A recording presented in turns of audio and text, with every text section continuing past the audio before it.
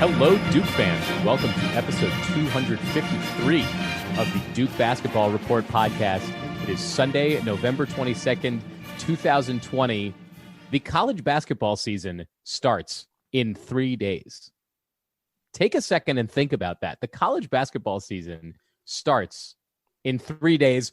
We have to talk about Duke basketball. There was no Duke football this week because the game was COVIDed out, so we don't have to worry about any of that. We are full on basketball today. We have basically two topics to cover. Before we get to them, I am your host for this episode, Sam Klein. I am pleased to be joined, as always, by Donald Wine, who is coming to us from his home in Washington, D.C. Good morning, Donald.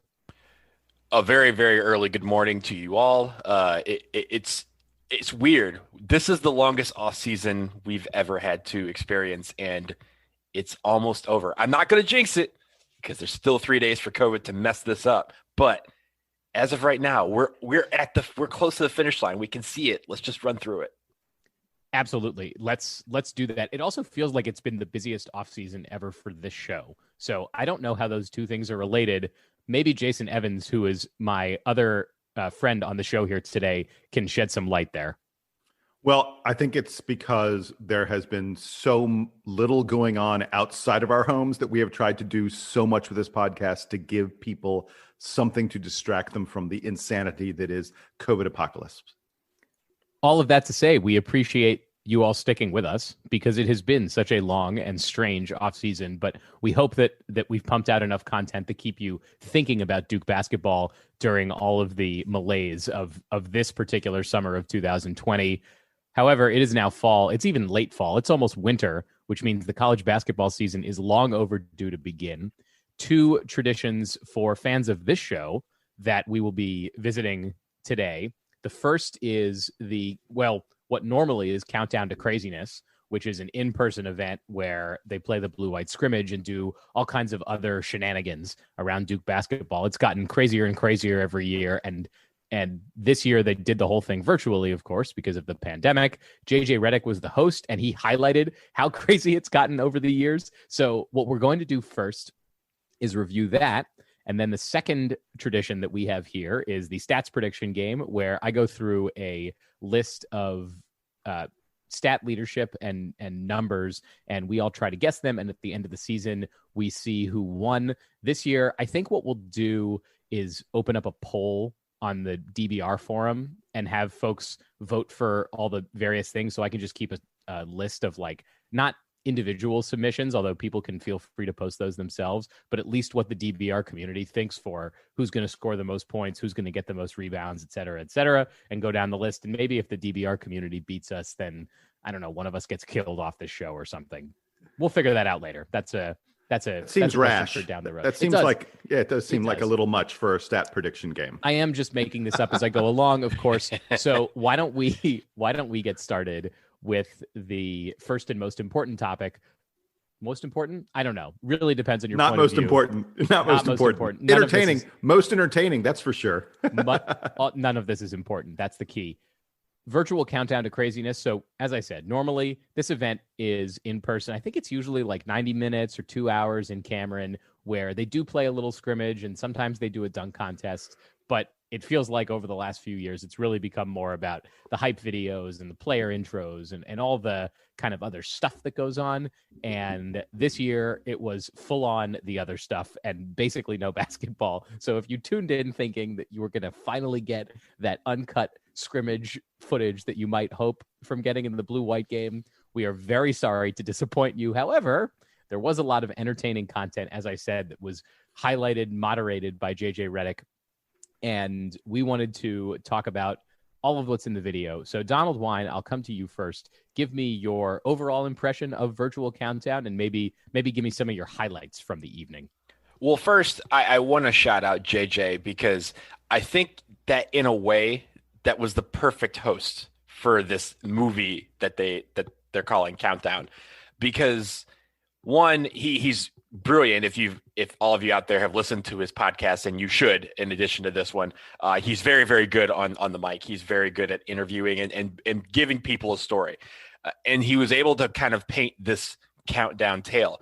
The other thing is he's still in that bracket. He's a little bit younger than me, which means he's old enough that these players that are on this team probably don't remember him playing. And they don't remember that he had to mention that, hey, back when I was in school, we didn't have Countdown to Craziness. We just had a blue-white scrimmage where they came out and they did like a couple of like 10-minute halves of basketball, and everyone was like, cool, we'll see you in a couple weeks for the season. Now it's a production, and to advance to this point, I think is tremendous. And I think that bridging that gap of the Brotherhood from just what a lot of us say we remember as being just yesterday to today, is that kind of dichotomy was not lost to me.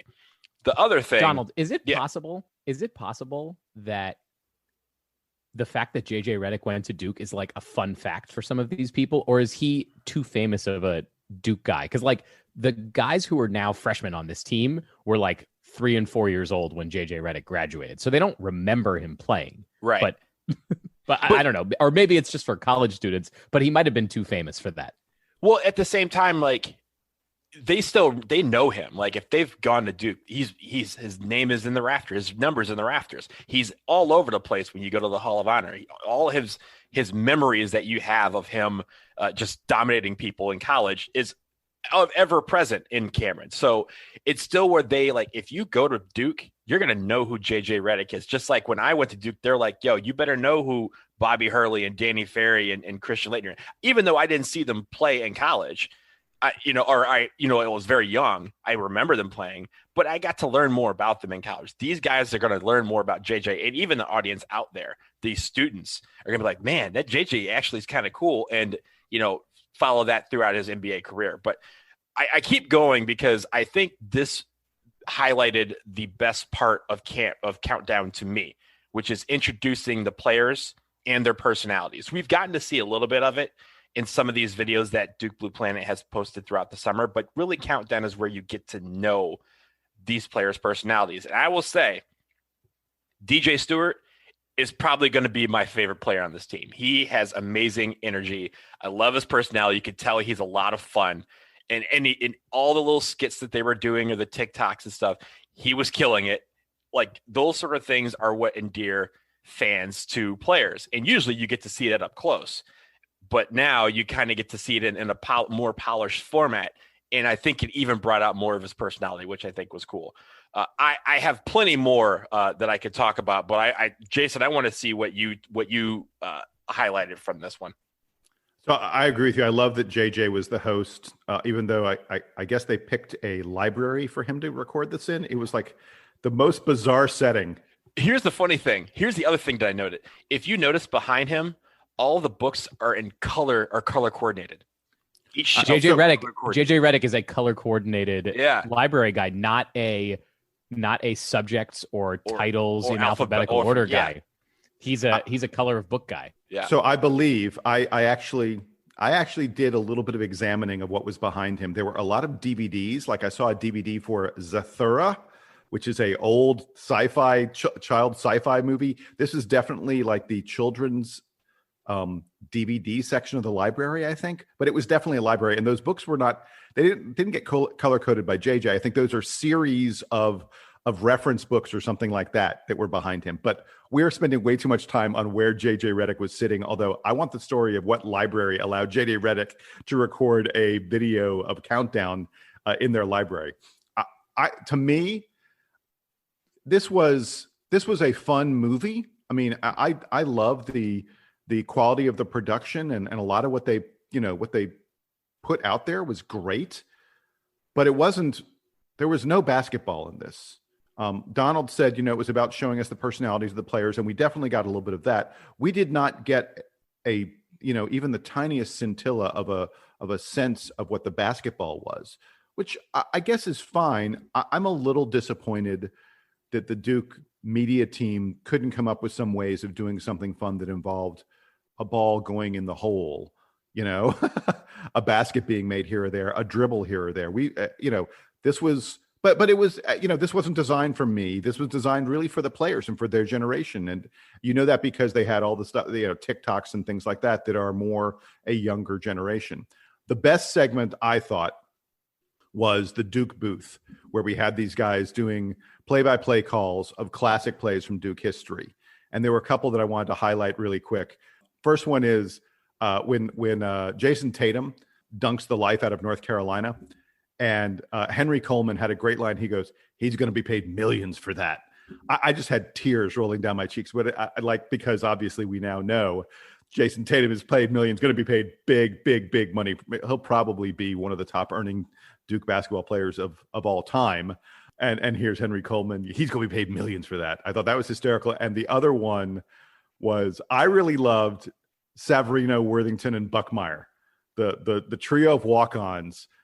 They did Sean Dockery beating Virginia Tech.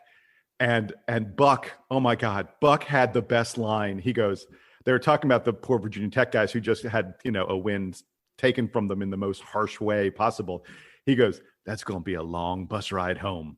And I was howling with laughter. I thought that was hysterical. I was thinking about that line also stuck out to me. And I was thinking that he knows probably what that feels like to be on the 4-hour, because the bus ride home from Durham to Blacksburg is not fun. It's not close.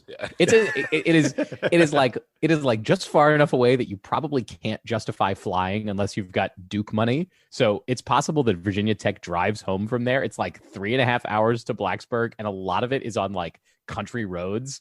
Man, that's gotta suck if you just lost the game in heartbreaking fashion. Oh, I feel so sorry for those poor guys from Virginia Tech. Man, but that it looked like it was a lot of fun to be in Cameron that night. I'll tell you what. Oh yeah. Yeah. And then the last thing for me, I thought the superhero video and poster was it was beautiful animation. I mean, props. I don't know whether they hired a unit or if they got, Duke students. I sort of hope they got, Duke, maybe even grad students or something to put that together. It was outstanding. Jason, who was your favorite superhero? Like either their name or their power or the like animation that went with them. Buckmeyer, as I think they called him like Captain B or something. Professor B. That was it. And it was sort of it was a Doctor Strange. It was a ripoff of Doctor Strange, but with all the different arms. And if you looked, he had all kinds of cool things in each one of his different arms. That was great. That was my favorite of all the superheroes. I really hope that for the comic, I agree. I think it's probably one of the best posters that I've seen since I started at Duke back in 2000. It's that great. I hope that they can continue that during the year. Maybe like have a a year-end yearbook that is a comic book of the season that includes these characters. It'd be great if they could use this to kind of parlay into something that sums up the season at the end. My two comments on the poster. One, I thought that the animation of Matthew Hurt looked too much like Jack White. Did you? I don't know if any of you guys thought that, but I looked at it and I was like, who is that? Jack White graduated. Yeah, I will note that when the animation of Matthew Hurt came up, I said to myself, well, that just looks nothing like Matthew Hurt at all. Right. So I was like, who's the freeze guy? But I think I figured that one out. And then my other comment was it too on the nose for Michael Savarino to just be slapping the floor? Like, was that too much? I don't know. Maybe. Possibly. It was fun. I thought the poster thing was actually a very fun idea. I initially thought it was kind of silly. And then I was like, you know what? They actually put a lot of thought into like who the different guys were and what their characters were. So I thought that was actually pretty fun. I mean, we should remember the primary audience for this is the players in the team, the students, potential Duke recruits. We are not the primary audience. Sam is the youngest of the three of us, and he's in his 30s. So you don't have to remind me. Man, that was cold, man. Damn. Hey, I'm in my 50s. Let's be clear. We are not the audience for this stuff. And so it almost feels a little silly for us to be talking about it. It is not at all ironic that I found the highlights of past Duke games that I remember vividly to be the stuff that I like the best, because most of this stuff was not designed for people like me. I will say another thing that I really liked. There's a couple of things. One, I think the best part of the video was the Laugh Now, Cry Later remake of the Drake video that they did. Because when I've seen, and this is, you're talking about some things that we can relate to. I can definitely relate to this. When I saw the Drake video for the first time over the summer, I was like, man, they could do this on like a college campus. That'd be really cool if they could do that on a college campus instead of, because it was set at the Nike campus. And now they did it at Cameron. And really just, there was your basketball right there. You know, they had a couple of those. They had, you know, Buckmeyer trying to throw touchdown passes in the Yo building. Like they had a lot of stuff in it, but really it brings me to what I thought was the most surprising thing. Coach K's got some swag. He found some over the summer and he displayed it a lot in this video. Like, so you see him pull down he's talking on the phone. He pulls down his mask, go baby. Like he does that part, but really it's just the fact that he's in the video. Cause before you would never see him in this type of stuff. You'd never see him like, interact like that. But then you also in the cartoons, when they had the like cartoon intro that they're going to be, I think, using at for intros to the starting lineups, you see him holding up his rings and sitting on a throne.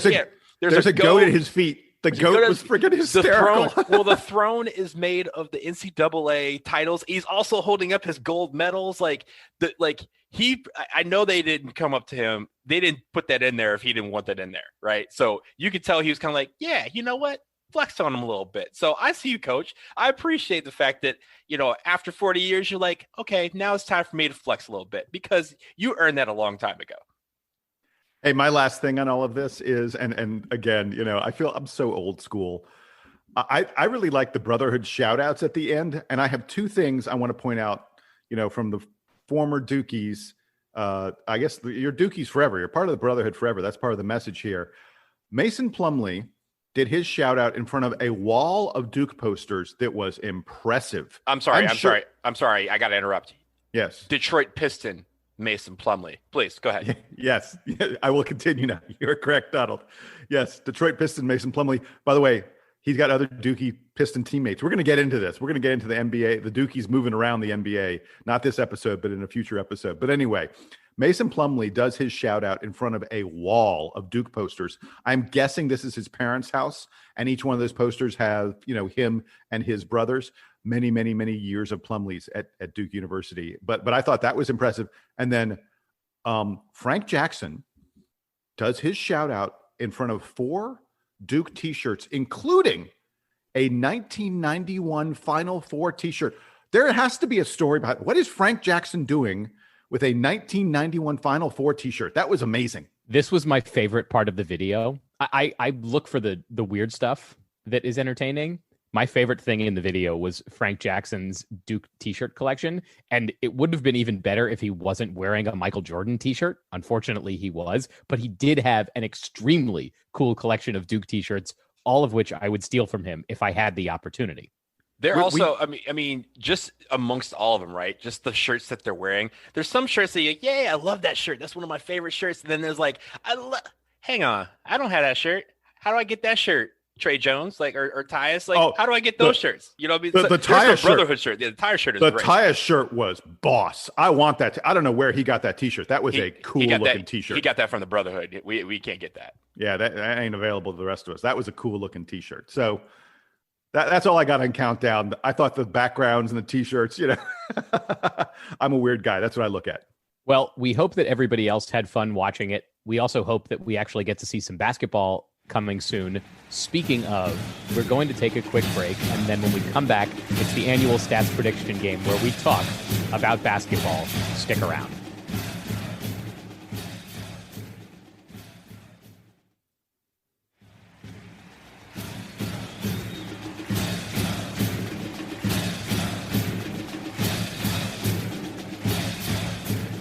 Welcome back. We are going to get right into the stats prediction game. This is the way that we have done the sort of overall season preview the last few years.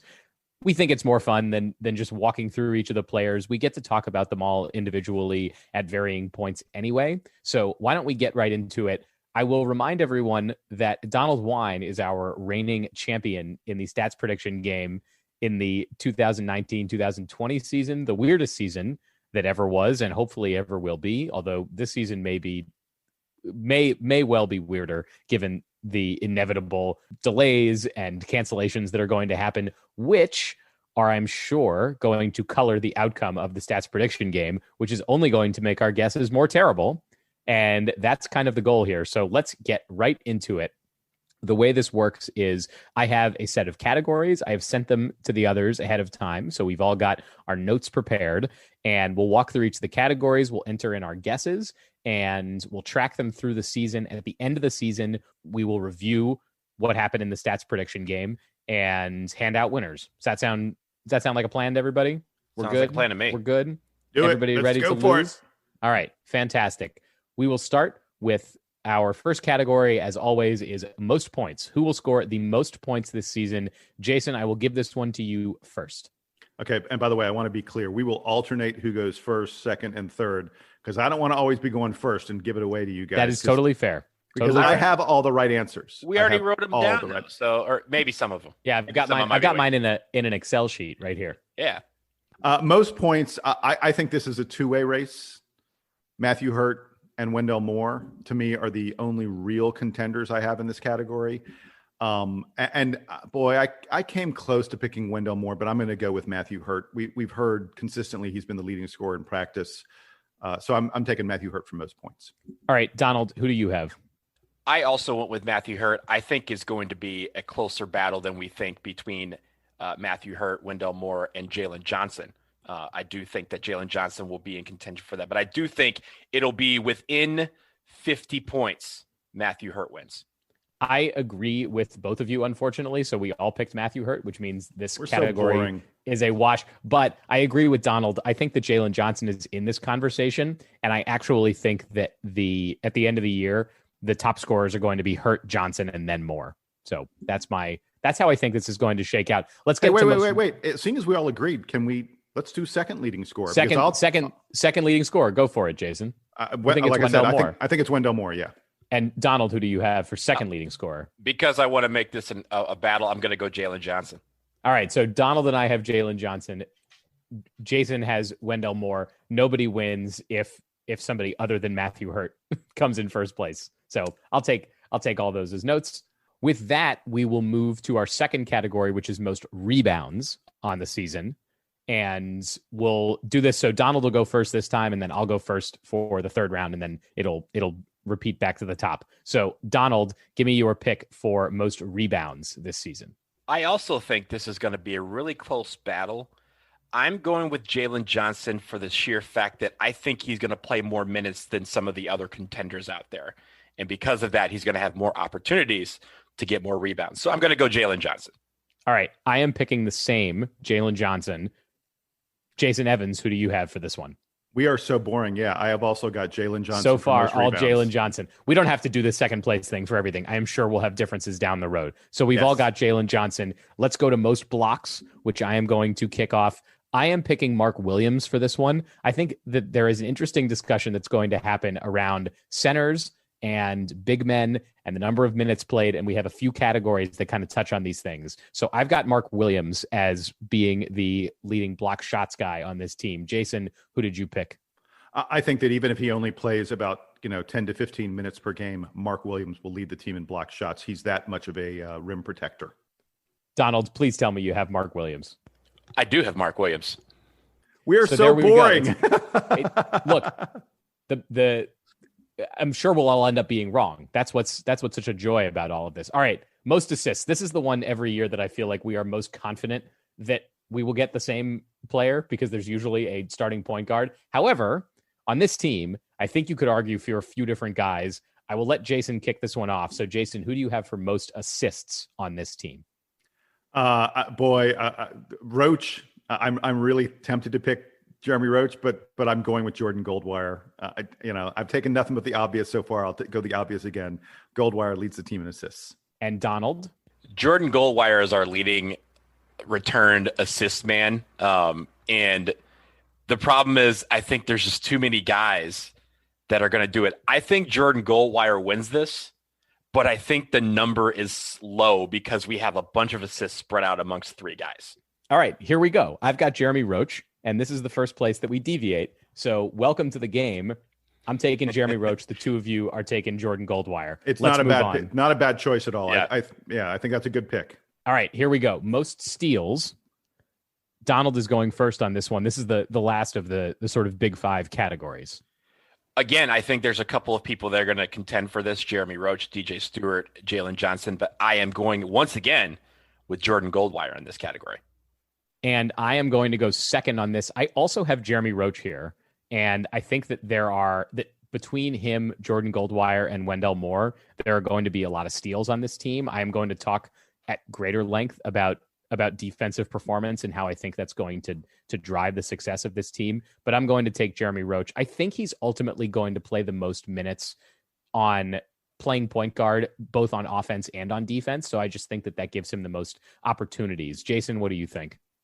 I think you're wrong. This is going to be Jordan Goldwire's statistic. I feel pretty confident about that one. Of all the picks we've made, in fact, I may be more confident about Jordan Goldwire leading the team in steals than any other pick we've made. All right. So moving on from that, here is one that we're actually going to get to a couple now that are percentage related that I think are going to be very interesting discussions. So the first is highest field goal percentage, and then we will do highest 3-point field goal percentage right after that. So I think there are a number of contenders that you could have in highest field goal percentage, given that we have so many different. It's usually a big man who gets this honor, because it often comes from somebody who's got a lot of layups and dunks and not somebody who's shooting from outside as much. Given that, I'm actually going to take Matthew Hurt. I think that he's going to take a lot of 3-pointers, but I also think he's going to be a much more efficient scorer this year. We've heard a lot about his development over the offseason, and I think he's going to be the focal point on offense. So to the same point of him being the highest point getter, I think he's also going to be the most efficient scorer on this team. I think scoring is going to revolve around Matthew Hurt this year in a way that we haven't really seen around this kind of big man. I don't know. Was Jason Tatum in this way perhaps his freshman year? There usually aren't guys like this who are the leading scorer for Duke, but I think it's going to be Matthew Hurt. Jason, what do you think? Mark Williams is going to have the highest field goal percentage on the team. I would say 80+% of his shots will be taken within 3 feet of the rim, and probably 30 to 40% of those will just be dunks. So I think Mark Williams is going to easily lead the team in field goal percentage. And I think that's a great pick. Donald, what do you think here? Yeah, I think with the fact that his radius is going to be no more than 6 feet from the basket, is going to be Mark Williams. Mark Williams, I think if he touches the ball outside of 10 feet, you can be safe that he's probably not going to shoot it. He's going to wait until he gets inside 6 feet, because I feel like at 6 feet, he can dunk it because his arms are that long. But otherwise he's laying it in or doing a jump hook. I think it's going to be Mark Williams. So far, you guys have not disagreed on anything. Wow. Correct me if I'm wrong, but so far Donald and Jason are in lockstep. I'm not with you. We on a disagreed lot of stuff. on the second leading scorer. That's right. On the second leading scorer. All right, let's do highest 3-point field goal percentage. Jason, you've got this one first. I'm going Joey Baker. From last to me, year, it's just an easy choice. Joey Baker. Joey Baker and Matthew Hurt were 1 and 2 last year, and they were neck and neck. So keep that in mind. Donald, who have you got? I agree with you, Jason, that I think that Joey Baker is one of those guys that is up there, but he's not going to win. Jeremy Roach is going to win. That's what I got. Wow. Wait, that is a bold pick. That's a very bold pick. I'm also you have to have Baker. a couple of bold ones in there, and I think that's one where if he's attempting like 3 or 4 a game and he makes 3 of them, he's going to be up there. Then he would be the greatest 3-point shooter ever. That's my man. Go ahead, Roach. Do it. Then he would be Steph Curry. So that's fine. That's fine. If we have Steph Curry, we're winning a national championship. Hey, Steph, I think you got a year of eligibility left, right? Come on back. I don't know how I feel about that. I do have I do have Joey Baker in this category. So I agree with Jason, and Donald is the Lone Ranger here with Roach. All right. We're going to get to Jason's favorite category. And unfortunately, he's not going first this time. He's actually going to go last, which I guess is fitting. Most free throw attempts, which Jason tells us repeatedly is the biggest indicator for him. So we're going to go who on the team is going to have the most free throw attempts. Donald Wine, let's hear your thought. Well, I think Jason likes the field goal attempt category. That's the one for team. I'm the one that's kind of big on free throw attempts and making sure that you make more than your opponent's attempt.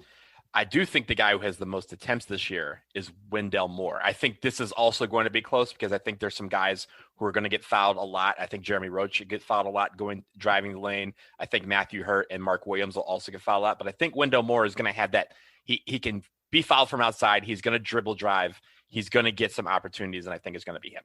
Donald, I'm with you. I think that it's Wendell Moore, and I'm sorry for the mistake on field goal percentage versus free throw percentage. So, or free throw attempts rather.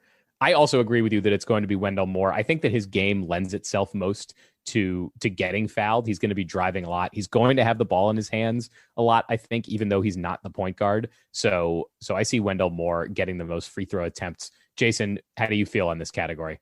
Yeah, I the reason I told you I wanted to include it was this is another one where I was virtually certain of who would lead the team. I think it's absolutely going to be Wendell Moore. The little statistical reports we've gotten out of the blue-white scrimmages have always pointed out how many free throws that Wendell Moore is taking. I won't be surprised if he averages more than 7 free throw attempts per game, which would be a lot for a guy who's not like a post player. He's going to easily lead the team in free throw attempts, I'm sure of it. All right, so let's do field goal attempts. I didn't have it on the list, but now I'm realizing that it's an oversight. So I'm just going to kick off this category very quickly. Most field goal attempts on this team. I'm going to take Matthew Hurt on account of him, I think, scoring the most points and having a high percentage. But do either of you guys disagree with that? I'll go to Jason first. Yeah, no, I agree with you. I think Matthew Hurt will have the most field goal attempts. I think that for the most part, while the offense is not going to run through any one player, I think they're going to try and get Matthew Hurt as many touches as they can.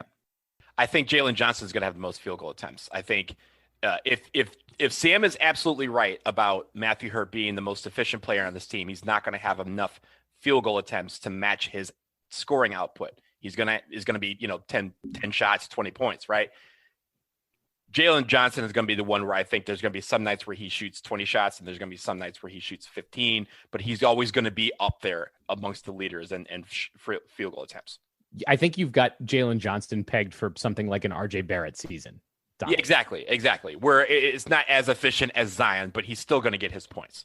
Exactly. All right. Let's move on. We are done in categories where we are picking names, and now we are going to categories where we pick numbers.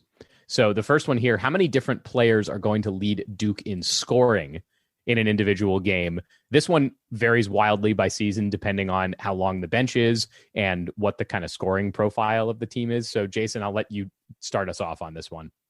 So I'm going to say there will be six different players that will lead Duke in scoring at some point this season. Venture to guess who they are? Is that a requirement? Because I don't know. But give it a shot. Or rather, who's most likely to lead the team in scoring on a given night? I mean, I think each one of the 5 presumed starters will lead us in scoring at some point. Jordan Goldwire sort of is the least likely of those 5 to. And by the way, the 5 starters, I think we all know at this point are Hurt, Moore, Roach, Johnson, and Goldwire. That's been spoken about by the coaches a good bit. So I think each one of those guys will have a turn at some point. And then I think DJ Steward is the other guy who will have a turn leading the team in scoring. I would love to be, I'd be delighted to be surprised and for, Joey Baker or even Henry Coleman or someone like that to rise up. But I think that probably it's six guys. Donald, who do you have? Or what do you have, I guess? I go with 5. I think you said Jordan Goldwire is the least likely to be that. I don't think he's the guy that gets there.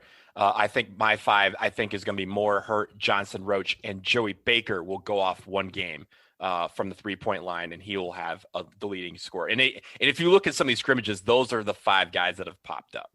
I think Donald has the right idea here, but I'm going with Jason's number of 6, which is to say I don't think Jordan Goldwire ever leads the team in scoring, but between Joey Baker, DJ Steward, and then all the big men who are on the bench, Henry Coleman, Mark Williams.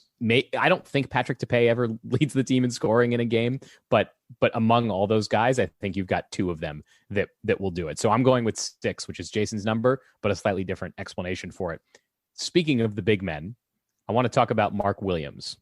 How many games do you think Mark Williams is going to start this year? And as we think about, we're going to do 2 of these types of questions, one about Mark Williams and one about DJ Steward, which is to say, how much is Coach K going to tinker with the lineup? Because I see, and you guys could disagree with me, I see Steward and Williams as being the two guys who are most likely to enter the starting lineup at some point, given their specific skill sets and what the team might need on a given night. So, Donald, I'll start with you. How many starts does Mark Williams get this year? So Mark Williams, I think, is going to get 5. And I think 5 because it's not necessarily because he's going to be tinkering with the lineup over and over. Mark Williams is the energy guy on this team. He's going to be a guy that's going to factor into every game because of his energy. And there's going to be some nights where Coach K says, we need that energy from the opening tip. And he's done it a lot where, he started Patrick Davison in a game. So you have this opportunity where you're like, hey, I need energy. This guy has it. He throws him in the starting lineup. So I think there's 5 times this year where Mark Williams is in the starting lineup, but I think he's one of those guys that features heavily into every single game. So Donald, you think Mark Williams is, because I feel like everything we've heard, Henry Coleman is the energy guy, but that's a different conversation. It's not part of the stat game. This might just be a high energy team. Yeah. I'm taking 6 and along similar thought process that Donald has. I just think there are going to be a couple of games where it's important for him to be playing more. And I feel like there are more opportunities for stumbles among the two sort of quote unquote big men that are in the lineup, which is Johnson and Hurt. I feel like they might end up having like a streaky night or two, which would necessitate Coach K wanting to put Mark Williams in, or just because we're playing a big team and that's what the matchups dictate. So I'm taking 6. So I went with 4, the least of any one of us. And I think it's because I think there may be some games where some guys, banged up a little bit. Yeah, look, it is not easy to play the entire season without having injuries. And I think Williams sort of is probably the first guy. But I wanted to hedge myself a little bit. I actually think that there may be some games against bigger opponents, who have potent big men. And I think Coach K may start Patrick Tapé in those games if he feels like he needs a big man, because Tapé is very experienced, and we've heard good things about his defense, his ability to defend the pick and roll and things like that. I actually think that Williams's starts will be limited a little bit by the fact that Patrick Tapé may sneak in there every now and then. Which leads us then to total number of starts for the guard, I presume to be first off the bench. So we kind of have an idea that it's more Goldwire and Roach in the various starting guard/wing positions. And so I want to talk about the number of starts that DJ Steward gets. In some years, Duke's got the same backcourt starting every night. Some years, Coach K mixes it up. It's very easy to bring these guys in and out. It really depends on who's streaky, all these different things. I've got DJ Steward, though, pegged for only 3 starts this year. I just see the combo of Roach, Moore, and Goldwire working really well together. I think that they complement each other well. I think that this team could be very strong on defense, and that Coach K is going to want to have a defensive-minded starting lineup, which leads me to believe that DJ Steward is not going to get as many starting attempts or starting opportunities. So I'm going with 3. Jason, what do you have here for number of DJ Steward starts? I've also got 3, and I agree with all your rationale there. In fact, the reason I almost said 0, not that I don't think DJ Steward is an outstanding player, but I went with 3 because I figured there may be a nagging injury or something at some point that affects one of those guys. But I think Roach, Goldwire, and Moore you can pencil those guys in. You can almost pen them in as the stars in the backcourt. I think that after this season, there's going to be a very interesting discussion about who stays. I mean, this happens every year, who stays and who goes. If both Jeremy Roach and DJ Steward are back at Duke next season, I don't know that that's likely, but if they're both back next season, there's going to be a lot of talk about them being one of the best backcourts in the country because they're both going to be really dynamic players for Duke when the time comes. Donald, what do you have for DJ Steward starts? I have 5 as well for him. I think, once again, I think there's going to be times where Coach K wants a different look. I'm not saying that the lineup of Goldwire, Roach, and Moore isn't the best one out there. I think that is. I think we're all in agreement there. I just think there's times where Coach K is going to say, you know what, like, I want to see what Stewart can do against this. I think Stewart matches up well with this guy that we're facing. So put him in the starting lineup from the jump. I think there's just going to be a few times where we do that. I say 5. All right, here's one that I think we're going to have a lot of fun with, which is Henry Coleman's total minutes. And you could, I tried to do a little bit of research on this, on figuring out how many guys play certain minute thresholds in the last few years at Duke to try to find patterns. Every year is so different. So that was kind of a dirt road for me. But I'm going to start with Jason. Jason, how many minutes do you think Henry Coleman, our presumed like favorite player who may not get much playing time ever, is going to get on this team? I think you're going to be surprised at my number. I went with 350. I think Henry Coleman's going to average 10, 12 or so minutes per game. He just brings too much energy. We just hear too much about him impacting the game. I just have this sense Coach K is going to find a way to get those energy minutes for him every single game that they can. So I went 350 on Henry Coleman. That may be a little high, but that's my number. Donald, what do you have? So I calculated this. If we win the national championship, that means we will have played 36 games this season. Usually it's 40. So this factors into another category that we normally have. But I looked at that and I agree with Jason when I say he probably averages around 10 minutes a game. That is 360 minutes. And that's what I have. I am more bullish on Henry Coleman than either of you. I have him over 400 minutes this season because I think that Coach K believes too much in a defensive mindset, and that is what they're saying Henry Coleman brings to this team. He brings energy, he brings force. Shoot, his avatar in the superhero thing was of like basically the Incredible Hulk carrying a shark. So I think everyone is super high on Henry Coleman. I have him at 415 minutes. You know what? I went back. That's aggressive, but I also went back and forth on that because I think with regards to these centers, and you're going to get into one in just a second. It was just like, who do I think is going to play more? And I really went back and forth. So with that, we're going to talk about total minutes for another player that has come up a couple times as being sort of an intriguing member of the team, and that's Patrick Tapé, of course, the graduate transfer center who is coming to Duke from Columbia University. Donald, how many minutes do you think Patrick Tapé plays this year, knowing that you've already pegged Henry Coleman for a big number? So, again, I tried to go back and forth and say, how many minutes do I think he's going to play a game? I think because of his experience, I think he plays a little bit more than Henry Coleman. Again, I took that 36 number, 36 games. We want to win a national championship, and I multiplied it by 12 minutes per game. That is 468, which you're thinking, wow, that is a big number. But when you factor it in that way, it doesn't seem that big. I am not as enthusiastic about Patrick Tapé's odds of playing this season. I just get this feeling like we are a little too excited for him. So I've got him pegged at 224 minutes. Jason, what do you have? So when Patrick Tapé was deciding on Duke, remember there was this whole moment that he, it was sort of announced he was coming to Duke, and then he backed out, and then a few days later, he changed his mind again and decided to come to Duke. And supposedly, one of the things that was happening there was the coaches were sort of trying to convince him, no, there's a role for you. There's an important role for you to play on this team. And that Patrick Tapé maybe doubted, sort of what his role would be at Duke. I really fear that Patrick Tapé won't have a huge role for this team. I went with 250 total minutes. I think he'll play. He won't play in every game. I just think that's the reality. Coach K is not going to play 11 guys, and I think Patrick Tapé is one of those guys that's going to be on the outside looking in. Look, we have three big men in Coleman, Tapé, and Williams that I think it's really hard to figure out what each one of them is going to, what role each one of them is going to play. We feel like they are going to play a role. We don't know what it's going to be, and none of them even start. So I think big man minutes may be really tough to come by for those three guys. So speaking of minutes, I want to talk about the total number of players who are going to log over 300 minutes this season.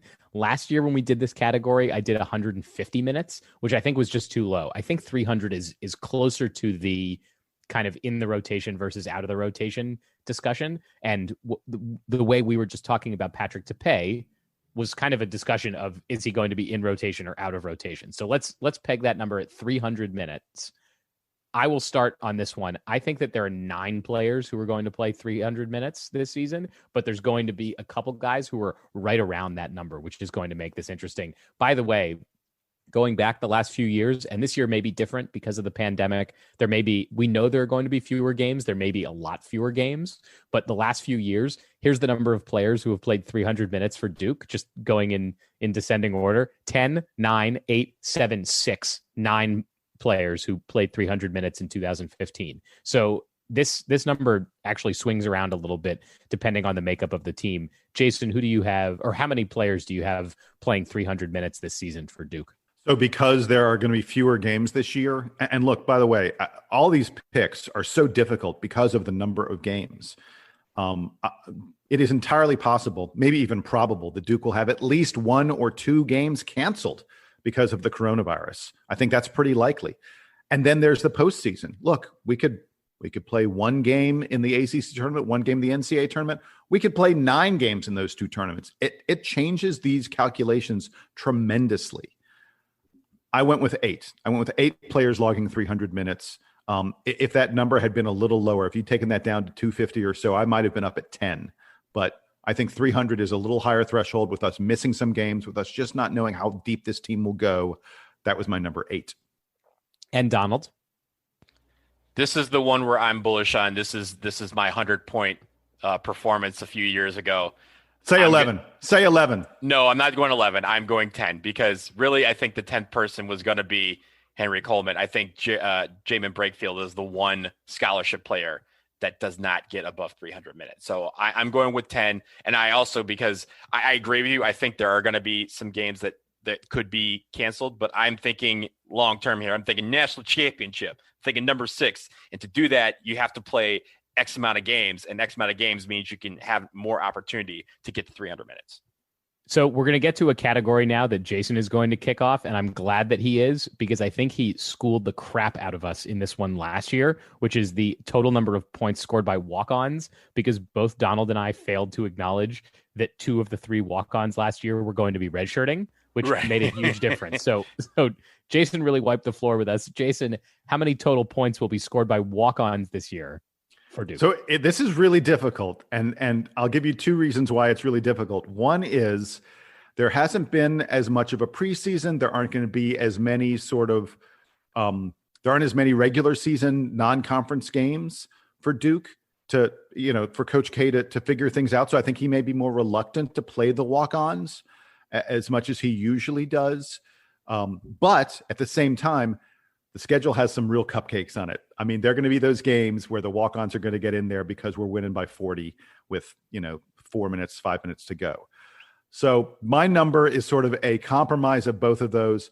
I went with 9 points. 9 points total by the walk-ons. That may be a little aggressive, but that's my number. All right, Donald, let's hear it. So I factored in some of that, but I factored in this. I think because of the pandemic, I think because of the fact that we have a lot of games in short order, and we also have we have that uncertainty of when you play, you don't know if you're playing that next game because of COVID. I think that the walk-ons, if there's an opportunity to get them in the game to rest some guys, they're going to get that chance in more games than not. I think because of that, they're going to have more opportunities to shoot, but they're not going to make a lot of them. I think the answer is 10. I think 10. And I think 6 of them come from 2 3-pointers from Michael Savarino. All right. I am way more optimistic about the walk-ons than you guys are this year. I have them at 20 points, which was a calculation of there are 5 games against non-power conference teams this season. So those are the games that walk-ons are most likely to get into. And I pegged them for 4 points in each of those games. So that's probably overstating the number of points they score in those non-conference games. And it's probably understating the number of points they score in the couple of really bad ACC games that Duke is going to play in. So I've got 20 points for the walk-ons. I'm just in a different universe for you guys. So I really want to take this category this year, because this is one of the indicators for how good the team actually is. If the walk-ons are scoring a lot of points, it means that everything else is going right for Duke. Okay, we will get now. This worked out perfectly in the order of who's doing which category first. Yes. We will get to the Donald Wine. It's not the memorial, the Donald Wine celebration category. How many games will Duke score 100 points this season? Donald, you get to kick this one off, my friend. 30. No, I'm just kidding. I'm kidding. That's not it. So last year we had 2, and one of those was in a loss. Okay. This year, I think there are more opportunities for us to score 100 points. I think because of the way, like I just mentioned this last category, because of the way this is shaping up, I don't think we get to 100 but 3 times. And I think that's because there's going to be some times where we get to 90 and the coach says, clear the bench. Let's rest everybody. We got another game coming up in a couple days. And because I don't think the walk-ons are going to score as many points this year as Sam does, I think that we get to 100 just 3 times. But I think 2 of those times are in the non-conference part of the schedule. I do think we hit it once in postseason play. I think Coach K lets the guys do it only once. And then after that is like, we can't expend any extra energy. We can't have guys going out there and doing too much this season because of the uncertainty. So I've got 100-point performance. And I'm splitting the difference between the two of you guys. I've got 2. We have some really easy opponents. And I think we have a really, really deep team. And so when we go sort of further and further down that bench from the quote unquote regulars, there's still going to be guys who can really do things on the floor. And that's why I think that Duke will get to 100 points twice.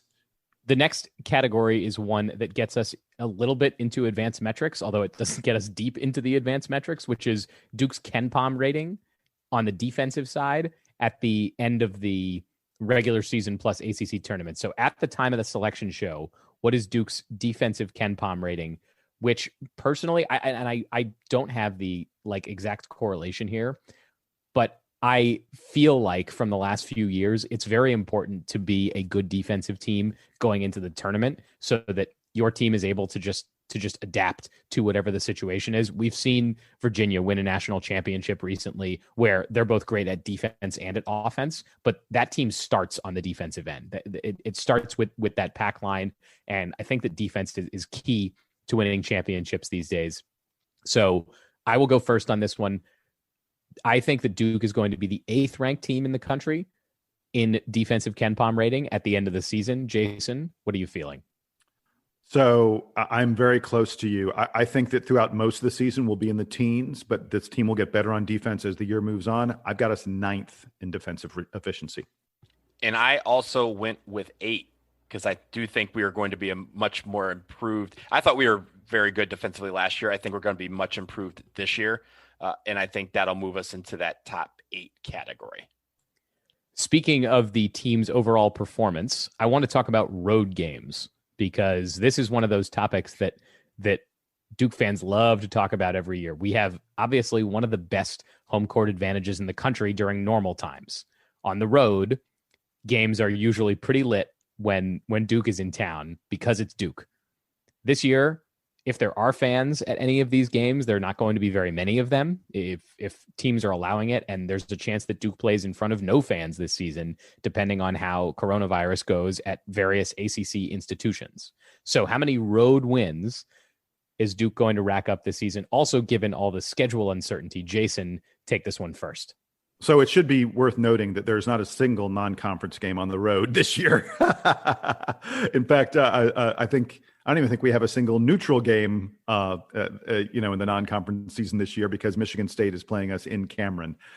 I am going to go ahead and say Duke will have 7 road victories. I think that we will lose 3 times on the road in the ACC. Boy, I almost said 8. In fact, I'm almost tempted now that I'm saying it to change it to 8, but I'll go with 7 road victories for Duke. I was really hoping you were going to change it to 8 because I also had 7. For all the reasons you said. I think this season is going to be bumpier.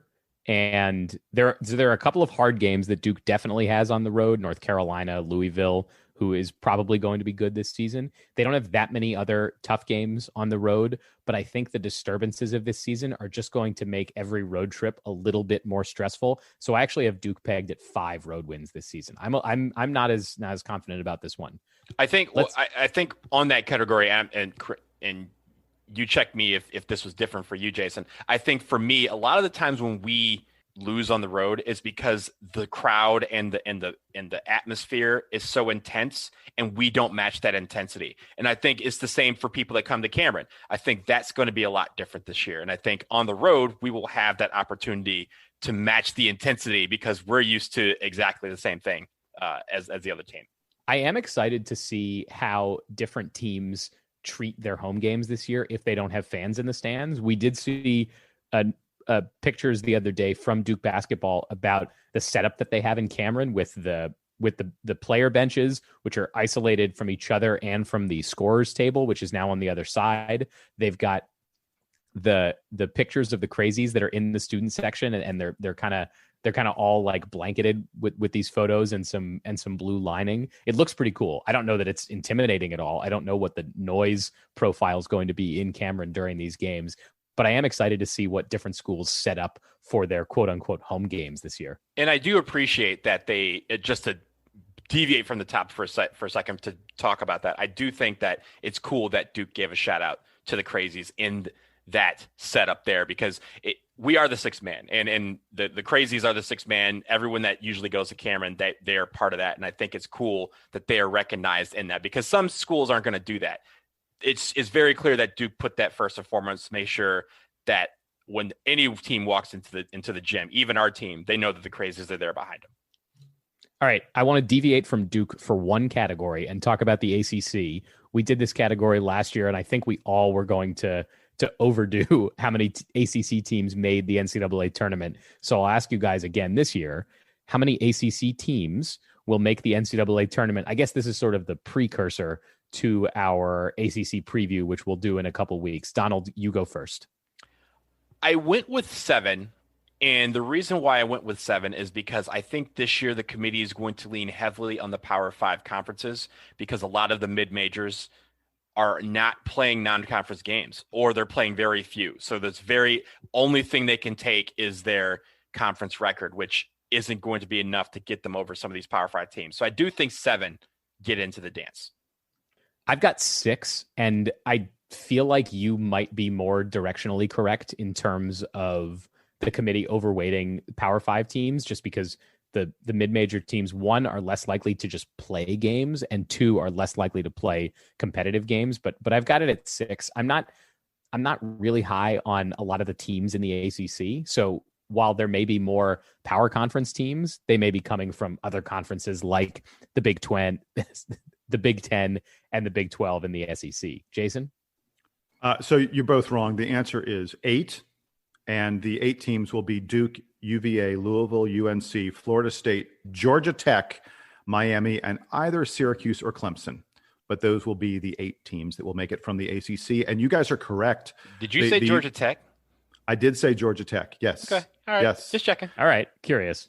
But by the way, you guys are correct that the smaller conferences, the mid-majors, are going to struggle to get noticed in a way they haven't in the past. And that will mean that there will be more bids for the big conferences like the ACC. And that's why I think you will see 8 ACC teams in the tournament. For our last category, we are going to predict how many games Duke will win this season. So the pandemic affects this in a couple ways. First of all, as we all know, normally in a year where Duke makes both the national championship and the ACC championship, they play 40 games. That number is down to 36 this year. So 36 is the maximum number of games they could even play. On top of that, the pandemic has the potential to cancel games. We've seen teams already canceling and rescheduling games. That very well could happen to Duke either in conference or out of conference this year. So that also limits it. With those thoughts in mind, and knowing that everything is different with the home court environments and just much more is up in the air, how many games do we think Duke is going to win this year? I have them at 26. And I actually think that given that I have them losing 5 road games, that to me is Duke going pretty deep in both of the tournaments. I think that by the time the season ends, Duke is going to be in a position where they've got a lot of roster flexibility. They have a lot of different ways that they can match up with teams. And I feel good about Duke making big runs in both the ACC and NCAA tournaments. So I have 26 wins in a year where they happen to have a few more losses. Jason, what are you feeling for total wins for Duke this season? I'm very similar to you. I went with 27 total wins. I think there will be a couple games that we lose at some point over the course of the season due to the coronavirus. So I've got us at 27. 30. I'm going with 30, and we're going to win a national championship. I mean, when it comes to this, again, 36 max games. If you're going to win the national championship, you're going to be. I don't think they've had a national champion recently, except for that UConn team that was under 30 wins that won a national championship. I think to get to the national championship, I think any team is going to be right at 30 wins or over 30 wins. That's going to be us this year. So we've gone pretty long on this episode. We did have one email that came in yesterday that we did want to quickly address because I think it's an interesting thought process on how the season is going to look. So the email came from listener Ryan Fulton, who wanted us to each pick a stat that we're going to be following this season. He wanted us to do, I think, Ryan, we apologize. You asked it in a slightly different way. We're taking your suggestion as being, we're going to each pick a stat that we're going to be following. I'm going to give Jason the first opportunity. Jason, what's a team or individual stat for Duke that you are going to be tracking this season against Duke's success? Well, Ryan pointed out, I'm a lover of field goal attempts as a way of measuring whether a team was efficient on offense. Not so much efficient, but whether they were getting shots, because I just think that's so important. But if I have to pick one stat that I'm going to be watching throughout the year, I'm going to be watching Duke's KenPom defensive efficiency. I think that is truly important. I think this will be a good offensive team. How well they can play defense will be so important. So I'll be watching Duke's defensive efficiency according to KenPom for a gauge of whether this team is succeeding or not. Donald, what's your stat for the season? For me, with apologies to defense, I believe that the national championship is won at the free throw line, and I think free throw percentage is a very big key. Usually teams want to aim between 75 and 80% as a team from the free throw line if they want to have any chance at winning a national championship. I'm going to be tracking that this year because I think if we can get above 70 to 75%, that means we're going to be a really good team. I like Jason's focus on defense. I was going to go with net turnover margin. I think Duke has the potential to, one, create a lot of turnovers this year because of Wendell Moore and Jordan Goldwire being on the perimeter. I also think that Duke has the potential to turn the ball over a lot this year, given a lot of new guys in the lineup, and especially new big guys can have a hard time with keeping the ball under control. So net turnover margin for me is going to be the factor this year. So thank you, Ryan, for the question. And we will certainly come back to this one periodically throughout the season. We've gone long though today, which tends to happen on the season preview show. So we thank you all for sticking with us. As always, if you have questions or comments for us, dbrpodcast@gmail.com. If you leave a review for the show, and we have more time on another episode, Jason Evans might read your review on the program. So do that. We are so excited to have the season kicking off. We are nervous about how it's going to go, given all the things going on in this country. But we hope that Duke gets to play and win a lot of games this season. So for Jason Evans and for Donald Wine, I am Sam Klein. The long off season is over. We are so excited for college basketball to be back this week. And with that, Duke Band, take us home.